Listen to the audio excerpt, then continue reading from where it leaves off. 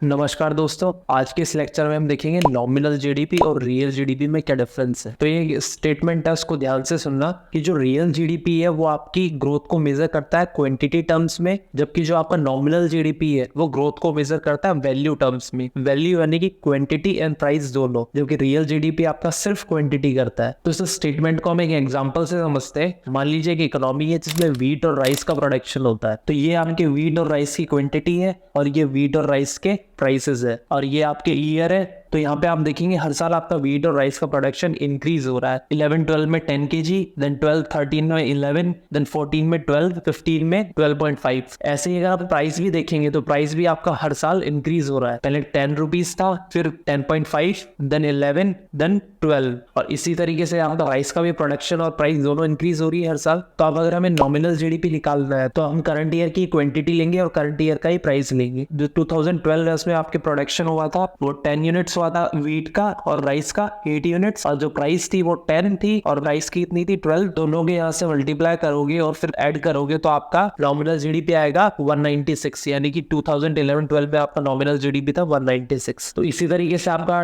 12-13 की nominal GDP 228 है, और 13-14 की 262, और 14-15 की 291.75। तो यहाँ से हमें क्या पता लग रहा है कि हमारी जो जीडीपी है वो हर साल इंक्रीज हो रही है। अब अगर हमें रियल जीडीपी निकालना है तो रियल जीडीपी के लिए हम क्या करेंगे, एक ऐसा ईयर लेंगे में आपकी प्राइस है वो स्टेबल हो, यानी कि वॉलेटाइल ना हो। तो आपका नॉर्मल ईयर होना चाहिए, उस ईयर आपकी कोई वॉर या कोई इमरजेंसी ना हो या कोई पेंडेमिक ना हो। ऐसा ईयर लेते हैं और उस ईयर को आप बेस ईयर डिक्लेयर करते हैं। उस ईयर की प्राइसेस को as a constant price use करते हो आप हर ईयर के प्रोडक्शन में। तो एग्जांपल देखते हैं हम, अगर हम 11-12 की रियल जीडीपी निकालेंगे तो ये हमने क्वांटिटी ले ली और यहाँ पे हमने 11-12 की जो प्राइस है उसको एज ए बेस ईयर लिया है। तो हमारी 11-12 की प्राइस क्या है, 10 and 12। यहाँ पे हमारी जो जीडीपी आएगी वो 196 आएगी और वो नॉमिनल की इक्वल रहेगी, क्योंकि हमारा बेस ईयर 11-12 है। तो बेस ईयर में जो हमारी जीडीपी, नॉमिनल जीडीपी और रियल जीडीपी है वो सेम रहेगी। उसके बाद हम 12-13 का देखेंगे। 12-13 में हम क्वांटिटी 11-12 की लेंगे, पर जो प्राइसेस है वो हमारे बेस ईयर वाली लेंगे। तो हमारी रियल जीडीपी आई है वो 218 आई है। ऐसे ही 13-14 में 240 एंड 14-15 में 251। तो यहाँ पे आप देखोगे हमारा जो प्राइसेस है व्हीट और राइस की वो कांस्टेंट है हर ईयर में।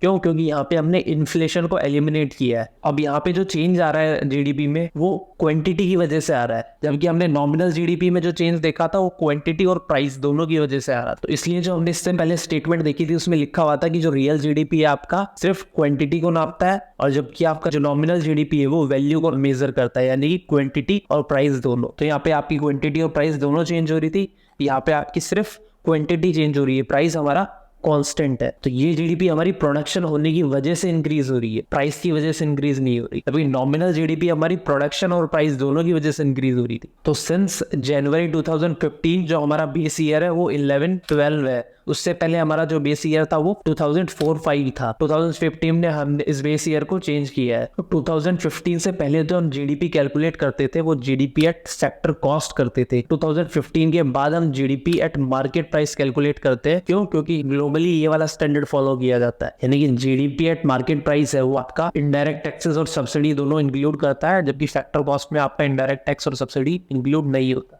अब एक और कॉन्सेप्ट समझते हैं, एक होता है इकोनॉमिक ग्रोथ और एक होता है इकोनॉमिक ग्रोथ रेट। अब इन दोनों में डिफरेंस क्या है वो देखते हैं। जो हमने नॉमिनल जीडीपी कैलकुलेट किया था तो हमने ये देखा था कि हमारा जो नॉमिनल जीडीपी है वो हर ईयर इंक्रीज कर रहा है। क्यों? क्योंकि हमारा जो करंट ईयर का प्रोडक्शन है वो लास्ट ईयर के प्रोडक्शन से हमेशा इंक्रीज हो रहा है। अब अगर यहाँ पे हम चेंज इन नॉमिनल जीडीपी निकालेंगे तो उसका फॉर्मूला होता है करंट ईयर के प्रोडक्शन में से हम लास्ट ईयर का प्रोडक्शन माइनस कर देंगे और उसको डिवाइड कर देंगे लास्ट ईयर के प्रोडक्शन से। तो हमारा चेंज इन नॉमिनल जीडीपी आ जाएगा। तो माइनस करेंगे 228 में से 196, तो जो आएगा उसको डिवाइड कर देंगे 196 से, यानी कि हमारा जो चेंज आया है वो 16.93 आया है। तो 12-13 में हमारी नॉमिनल जीडीपी ग्रोथ रेट है वो 16.3% है। फिर हमारा जो 13-14 के लिए ग्रोथ रेट है वो 14.9% है, और 14-15 के लिए 11.4। तो यहाँ से हमें क्या पता लग रहा है, जो हमारी नॉमिनल जीडीपी ग्रोथ रेट है वो डिक्रीज हो रही है, जबकि हमारी जीडीपी ग्रो कर रही है, पर जो रेट है वो डिक्रीज हो रही है। ऐसे ही अगर हम रियल जीडीपी का निकालेंगे तो सेम फॉर्मूला है, हम करंट ईयर में से लास्ट ईयर का प्रोडक्शन माइनस करेंगे और इसको डिवाइड कर देंगे लास्ट ईयर के प्रोडक्शन से। तो हमारा चेंज इन रियल जीडीपी कितना आया है,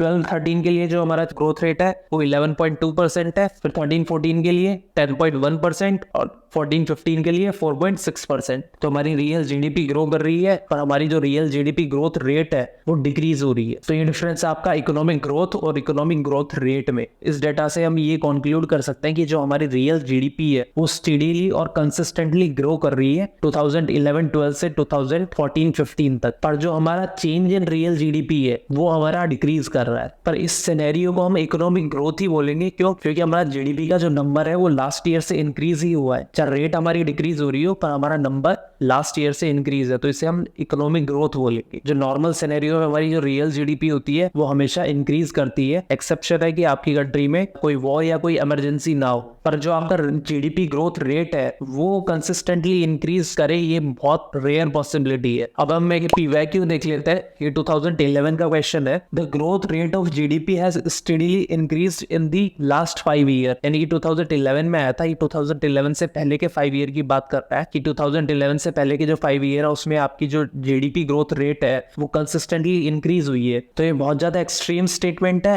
यानी कि मैंने आपको अभी दिखाया था कि जो रेट है वो कंसिस्टेंटली इंक्रीज करे, ये बहुत रेयर पॉसिबिलिटी है। ऊपर से आपकी 2008 में फाइनेंशियल क्राइसिस भी आया था, तो आप अंदाजा लगा सकते हो कि उस टाइम आपकी रेट है वो डिक्रीज ही हुई होगी। तो यानी कि आपकी ये स्टेटमेंट गलत हो गई। द नेक्स्ट जो स्टेटमेंट है, the growth rate in per capita income has steadily increased in the last 5 year, ये भी आपका एक्सट्रीम स्टेटमेंट है। आपका पर कैपिटा इनकम इंक्रीज हो सकता है पर जो उसकी रेट है वो स्टेडीली इंक्रीज हो, ये बहुत रेयर पॉसिबिलिटी, यानी कि बहुत एक्सट्रीम स्टेटमेंट है। तो ये स्टेटमेंट भी आपका गलत है। और ऊपर से आपको पता है कि 2008 में आपका फाइनेंशियल क्राइसिस आया था, तो ये भी आपका स्टेटमेंट रॉन्ग हो गया। तो इसमें पूछा विच one of the following statement above is और आर करेक्ट, तो इसका जो ऑप्शन होगा वो डी होगा, नीदर 1 नॉर 2। तो हम इसका थोड़ा डाटा भी देख लेते हैं। ये डाटा है आपका 2006 से लेके और 2010 का, यानी कि 11 से 5 ईयर प्रीसीडिंग। तो यहाँ पे देख रहे हो आपकी जीडीपी ग्रोथ रेट है वो पहले इंक्रीज हुई, फिर डिक्रीज हुई, फिर और डिक्रीज हुई, उसके बाद वापस इंक्रीज हुई और फिर वापस इंक्रीज हुई। तो रेट आपकी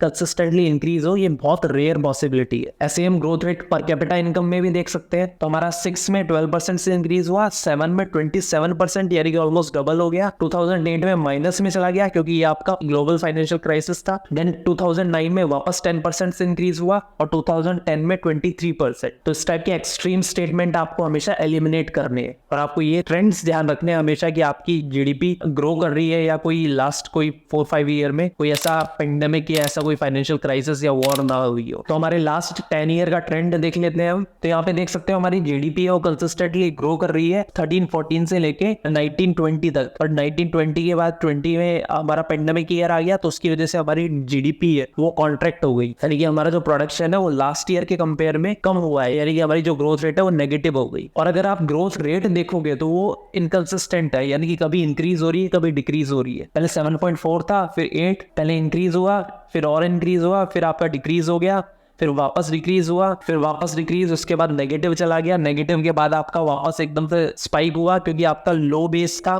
पेंडेमिक वाले ईयर में आपकी जो जीडीपी ग्रोथ रेट है वो नेगेटिव में गई। फिर नेक्स्ट ईयर में आपकी 9.1 ग्रोथ, देन फिर वापस डिक्रीज हुई, फिर वापस इंक्रीज हुई, यानी ग्रोथ रेट आपकी हमेशा इनकंसिस्टेंट रहती है और आपकी इकोनॉमिक ग्रोथ है वो हमेशा कंसिस्टेंट रहती है, यानी कि इंक्रीज रहेगी, एक्सेप्शन आपकी इमरजेंसी या आपका कोई वॉर सिचुएशन को छोड़ के। अभी एक सिंपल क्वेश्चन हम ये देख लेते हैं, if India expressing economic growth then which one of the following statement must hold true, यानी कि इंडिया अगर इकोनॉमिकली ग्रो कर रहा है तो इनमें से क्या स्टेटमेंट है वो आपकी 100% ट्रू होगी कि रियल जीडीपी है वो आपका इंक्रीज करेगा। तो ये बात सही है। अगर आपकी रियल जीडीपी यानी कि आपका करंट ईयर का प्रोडक्शन आपकी लास्ट ईयर से प्रोडक्शन से हमेशा ज्यादा होना चाहिए, तो यानी कि आपकी जीडीपी ग्रो कर रही है, यहाँ पे बोल रहा है तो ग्रो कर रहा है, तो इसका मतलब आपका करंट ईयर का प्रोडक्शन लास्ट ईयर के प्रोडक्शन से ज्यादा होगा। जो नॉमिनल जीडीपी है वो आपकी इंक्रीजिंग होनी चाहिए, तो ये स्टेटमेंट आपकी गलत है क्योंकि नॉमिनल जीडीपी आपकी इंक्रीज भी हो सकती है डिक्रीज भी हो सकती है, वो डिपेंड करता है आपकी प्राइसेस पे। तो यहाँ पे लिख रखा है कि आपकी जीडीपी ग्रो कर रही है, इसका मतलब प्रोडक्शन तो इंक्रीज हो रहा है, पर अगर प्राइसेस आपकी डिक्रीज हो रही है तो हो सकता है आपकी नॉमिनल जीडीपी तो डिक्रीज हो जाए और आपकी रियल जीडीपी है वो इंक्रीज होती रहे। तो यानी कि आपका सेकंड स्टेटमेंट गलत है और फर्स्ट स्टेटमेंट आपका सही है। फिर थर्ड स्टेटमेंट है the rate of growth of real GDP is increasing, ये अभी हमने देखा है ग्रोथ रेट है आपकी वो इंक्रीज हो, ये जरूरी नहीं है, वो डिक्रीज भी हो सकती है। फिर फोर्थ स्टेटमेंट स्टेटमेंट है rate of growth of nominal GDP increasing. ये भी हमने देखा है आपका नॉमिनल जीडीपी इंक्रीज भी कर सकता है या डिक्रीज भी कर सकता है। तो आपकी इकोनॉमी ग्रो करे उसमें नॉमिनल जीडीपी भी ग्रो करे, ये जरूरी नहीं है, वो डिक्रीज भी हो सकती है। तो ये आपका फोर्थ स्टेटमेंट भी गलत है। तो इसमें जो आपका आंसर होगा वो ऑप्शन सी होगा, 1 ओनली। तो आई होप ये वीडियो आपको इन्फॉर्मेटिव लगा होगा। Thank you for watching.